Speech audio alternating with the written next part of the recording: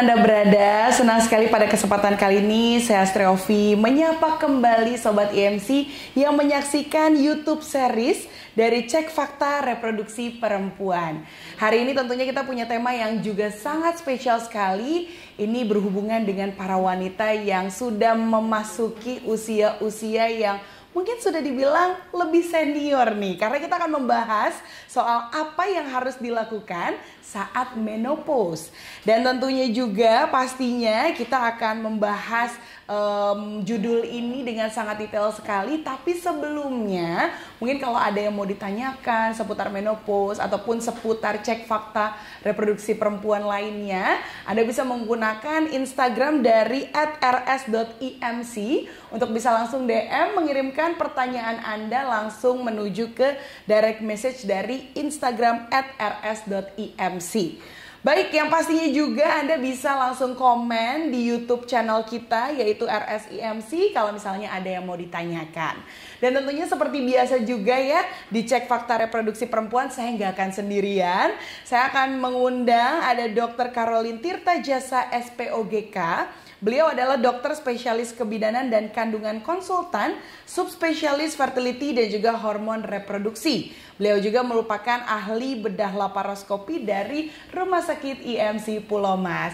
Halo dokter. Halo Vi. Apa kabarnya dok? Baik. Kita sudah lama ya nggak menyapa-nyapa dan juga ngobrolin nih soal cek fakta reproduksi perempuan. Iya. Nih makin penasaran karena ngomongin soal menopause ini adalah hal yang bisa dibilang masih tabu karena jarang diomongin sama orang-orang, terutama Betul. perempuan, tapi harus dihadapi oleh setiap perempuan. Betul. Nah, sebelum kita ngebahas soal itu, mungkin boleh dijelaskan dulu dok, sebenarnya menopause itu apa sih? Oke.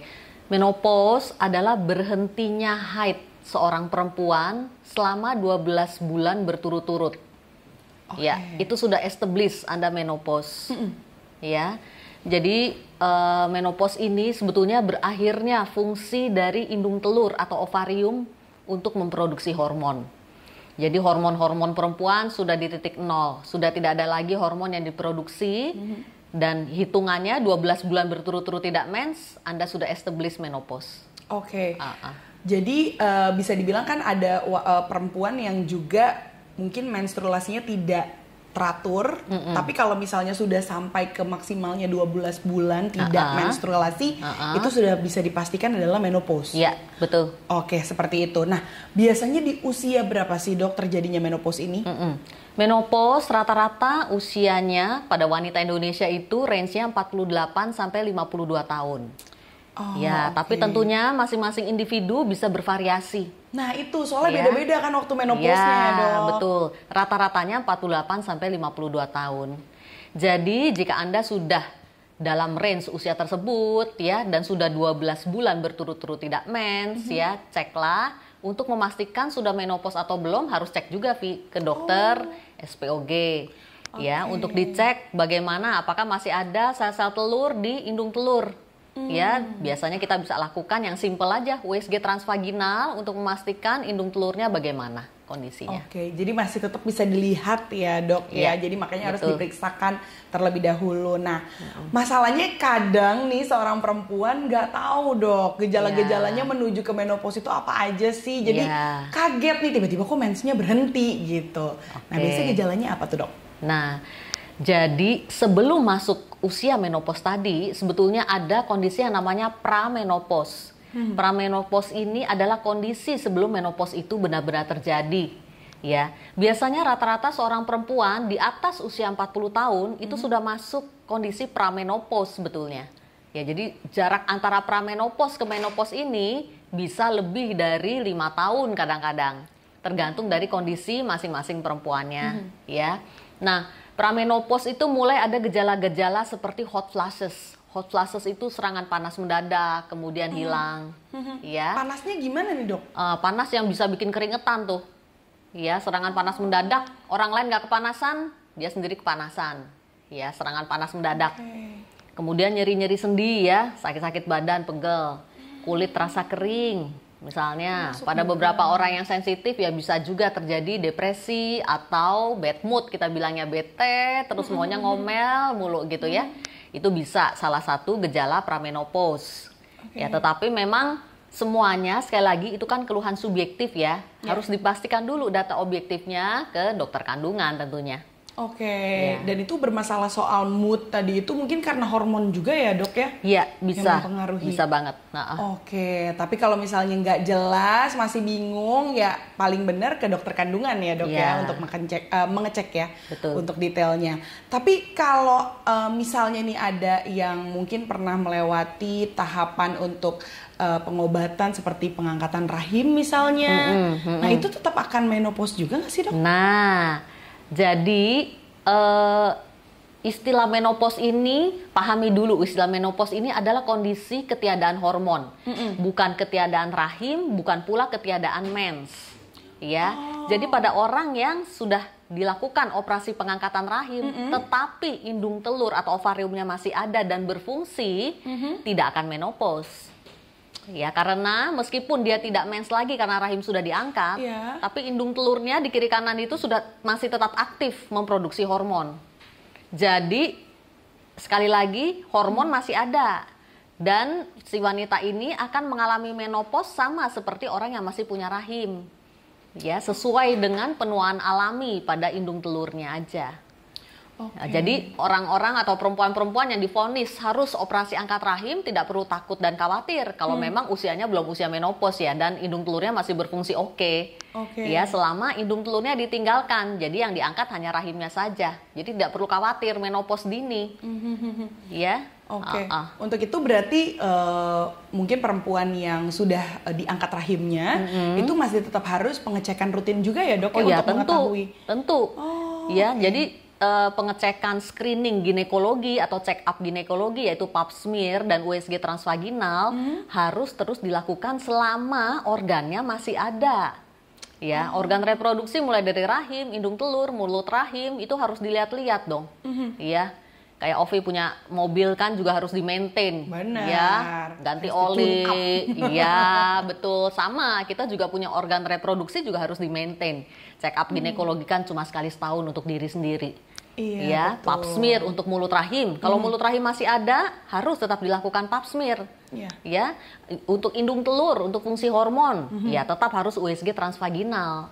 Karena selama organnya ada, dia kena kista misalnya atau kanker mulut rahim ya bisa saja. Itu gunanya cek ginekologi untuk mengetahui bagaimana kondisi kesehatan organ kita. Seperti itu ya dok ya. Berarti ini include juga untuk para perempuan yang sudah menopause ya. Betul. Harus tetap melakukan pengecekan rutin, minimalnya adalah 1 tahun sekali ya? 1 tahun sekali. Itu adalah pap smear dan juga pengecekan rutin ke ginekologi ya? Iya. Jadi pada ibu-ibu yang menopause sering terjadi salah kaprah. Ya, salah kaprahnya tuh begini, saya udah menopause ini, udah nggak ada hormon, nggak usah lagi dong ke dokter-dokter kandungan, ya nggak usah check up lagi kan udah ibaratnya tutup buku, sudah selesai. Jangan salah, ya. Justru pada kondisi menopause, Anda semakin tua, sel-sel Anda sudah mengalami aging proses juga. Ya, sel-sel yang mengalami aging proses ini gampang sekali berubah ke arah sel kanker. Ya, jadi itu gunanya check up ginekologi. Pap smear itu sebetulnya hanya sampai umur 60 tahun saja cukup. Ya, tetapi USG transvaginal untuk cek indung telur ya, itu harus dilakukan seumur hidup selama Anda masih punya indung telur meskipun sudah menopause. Ya, justru angka kejadian kanker ginekologi makin tinggi di saat Anda memasuki usia menopause. Itu pentingnya tetap terus lakukan check up supaya kalau ada apa-apa yang namanya deteksi dini kan kita mau tahu dalam kondisi yang paling awal supaya kita bisa atasi cepat sehingga sembuhnya juga 100%. Jadi bisa dibilang check up ginekologi yang harus dilakukan itu yang pertama adalah pap smear. Pap smear untuk mulut rahim itu sampai usia 60 tahun. Dan juga yang kedua adalah USG transvaginal untuk indung telur. Itu seumur hidup. Jadi 2 jenis itu yang memang selalu akan menjadi sahabat para perempuan ya. Betul. Nah kalau yang harus diwaspadai dok ketika mungkin ingin memasuki waktu menopause gitu ya, pramenopause yang tadi dokter sudah jelaskan, atau mungkin pada saat sudah menopause yang harus diwaspadai biasanya apa sih dok? Jadi di saat Anda menopause, 12 bulan berturut-turut tidak mens, tidak boleh lagi terjadi perdarahan. Ya, atau darah keluar dari vagina. Mau sedikit, mau banyak, kalau itu darah yang keluar, segeralah datang ke dokter kandungan Anda untuk dicek. Ya. Jadi itu yang namanya postmenopausal bleeding. Ya, jadi perdarahan yang terjadi saat Anda sudah menopause. Itu harus dicek lebih detail, ya, apakah ada kanker di badan rahim, terutama kanker endometrium. Itu tidak ada deteksi dininya soalnya. Dokter harus lakukan periksa dalam dan USG untuk memastikan kondisi tersebut tidak ada. Kadang-kadang perlu dilakukan kuret untuk mengambil sampling dari dinding dalam rahim. Ya, yang paling kita takutkan kondisi kanker biasanya kalau pada postmenopausal bleeding. Meskipun kondisi jinak yang lainnya seperti polip, endometrium itu juga bisa terjadi. Karena itu segera datang ke dokter kandungan jika Anda mengalaminya. Oke, nah ini kalau misalnya dilihat pendarahan ketika seorang perempuan sudah menopause itu biasanya pendarahannya berbentuk seperti apa sih dok? Ini saya kan awam nih dok ya, pengen tahu aja apakah darahnya seperti darah menstruasi, apakah warnanya merah darah atau pink, coklat atau bagaimana? Jadi darah dalam bentuk apapun, Vi. Mau dia coklat, berupa spotting-spotting aja, mau merah, atau coklat saja, atau banyak, atau campuran, ya, itu segera datang ke dokter kandungan. Oh, oke. Jadi seperti itu ya dok. Betul. Segala macam bentuk yang sudah mulai, wah ini kok kayaknya aku udah nggak mens tapi kok ada yang keluar lagi nih, itu harus segera karena kemungkinannya itu bisa jadi dari penyakit-penyakit tertentu ya dok ya. Betul. Oke, seperti itu. Nah, kalau misalnya para perempuan di sini mau tetap sehat dok ketika sudah menopause, terjauhi atau jauh dari hal-hal yang tadi dokter udah ceritain, itu harus seperti apa sih dok? Jadi kalau urusan kanker ginekologi, ya penyebabnya kan kanker tidak diketahui, multifaktor antara hormonal, genetik, dan lingkungan. Penyakit yang tidak diketahui penyebabnya tentunya tidak bisa dicegah, dia akan datang setiap saat bisa. Ya sebisa-bisanya manusia kita harus hidup sehat tentunya. Hidup sehat, healthy lifestyle, makan makanan sehat. Ya, berolahraga, ya berolahraga, tidur cukup 8 jam sehari, ya kemudian juga manajemen stres itu juga penting, ya stress management itu juga penting. Dan yang kelima, lakukanlah check up untuk kesehatan Anda setahun sekali lah minimal. Check up kesehatan secara keseluruhan ya, mulai dari cek lab darah, ya check up ginekologi yang tadi USG, transvaginal dan pap smear itu dilakukan. Itu 5 hal itu yang harus Anda lakukan supaya terhindar dari kejadian-kejadian kanker yang parah.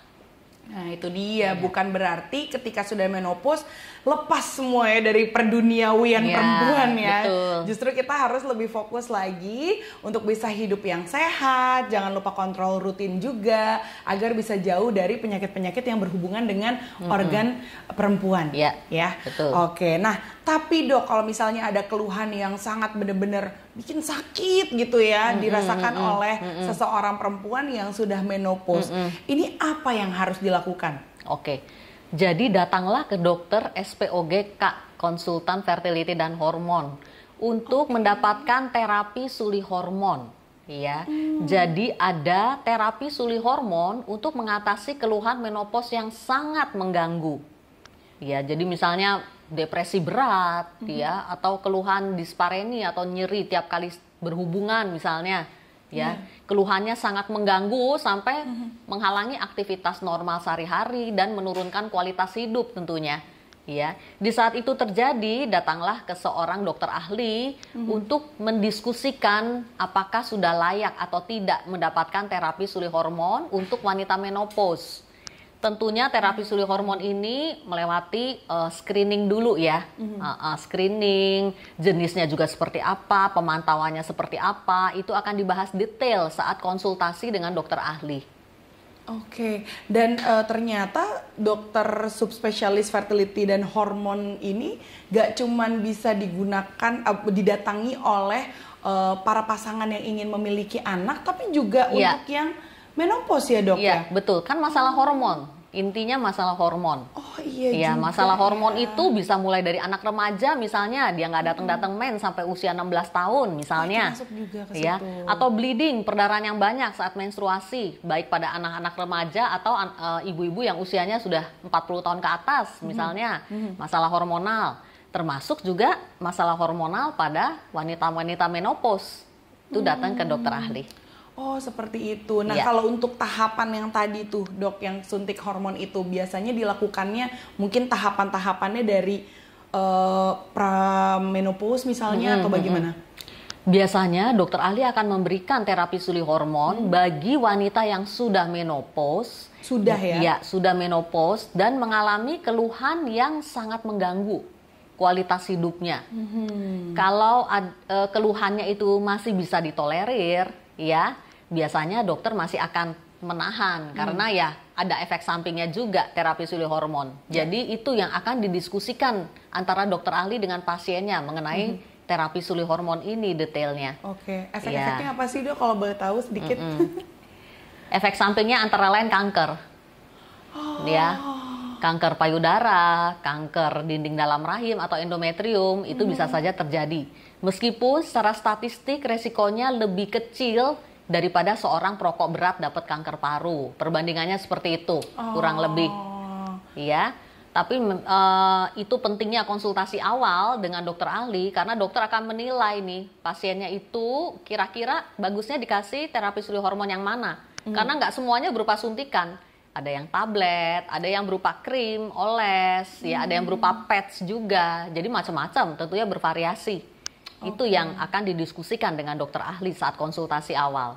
Oke, seperti Iya. itu. Jadi ditentukan berdasarkan dari orangnya masing-masing seperti Betul. itu ya, Dok ya. Iya. Makanya harus langsung melakukan konsultasi ya dengan dokter yang bersangkutan seperti itu. Jadi biasanya nih kalau perempuan ya udah menjelang menopause itu udah mulai takut ya karena menopause itu identiknya sama keriput, makin tua Iya. gitu ya, Dok. Tapi sebenarnya sebagai seorang perempuan gak usah terlalu khawatir soal itu ya, Dok. Iya. Jadi banyak perempuan takut menganggap menopause adalah akhir dari segala-galanya. Itu pikiran yang harus dihindari, ya. Jadi kita harus tetap berpikiran positif. Ya, menopause ini bukan akhir dari segala-galanya. Dia hanya peristiwa alami yang akan terjadi pada setiap perempuan. Ya, yang kita embrace saja, disambut aja. Betul. Ya, karena itu peristiwa alami aja kok, bukan suatu penyakit sebetulnya menopause itu.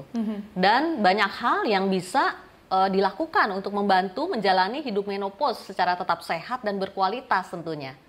Ya, itu yang akan didiskusikan dengan dokter ahli juga. Oke, Iya. seperti itu ya. Jadi nggak usah takut nih para perempuan untuk menjelang masa menopause karena itu adalah hal yang alamiah seperti yang tadi dokter bilang ya. Jadi seperti perempuan yang menstruasi itu sudah alamiah, perempuan hamil dan menyusui ya itu memang sudah kodratnya. Iya. Nah, menopause juga adalah salah satu tahapan kita sebagai Ya, seorang perempuan. tahapan berikutnya. Tahapan berikutnya seperti itu. Mungkin dokter ada yang lagi yang mau disampaikan untuk sobat IMC di sini mengenai soal menjelang menopause mungkin. Ya, sekali lagi wanita menopause tetap bisa hidup sehat dan berkualitas. Jadi menopause bukan momok yang harus ditakuti, tetapi kita sambut ya karena dia merupakan peristiwa alami saja. Tentunya dengan tetap menjaga pola hidup sehat dan berkonsultasilah dengan dokter ahli jika Anda mengalami keluhan-keluhan menopause. Nah itu dia, jadi bersahabatlah ya dengan dokter kandungan, terutama juga dengan yang memiliki subspesialis seperti dokter Caroline, karena siapa tahu nih nanti bisa jadi teman curhatnya ketika mau menjelang menopause. Dokter Caroline, terima kasih banyak untuk Sama-sama. obrolannya hari ini, luar biasa menarik sekali. Terima kasih juga Sobat IMC ya sudah menyaksikan YouTube series kali ini, Cek Fakta Reproduksi Perempuan. Kalau ketinggalan dari episode-episode sebelumnya bisa dicek juga ya di YouTube series ini, dan jangan sampai kelewatan juga episode-episode berikutnya. Kalau misalnya ada yang mau ditanyakan, boleh banget ya, silahkan direct message langsung ke Instagram @rs.imc atau bisa aja langsung mungkin komen di video yang ada di YouTube seriesnya RSIMC. Kalau ada yang mau ditanyakan juga oleh Dokter Caroline, bisa langsung menghubungi sosial medianya yang sudah muncul di layar atau mungkin bisa ketemu ya di Rumah Sakit IMC Pulau Iya, Mas. betul. Terima kasih banyak sekali lagi Dokter Caroline. Terima kasih banyak Sobat IMC. Sampai berjumpa di video berikutnya.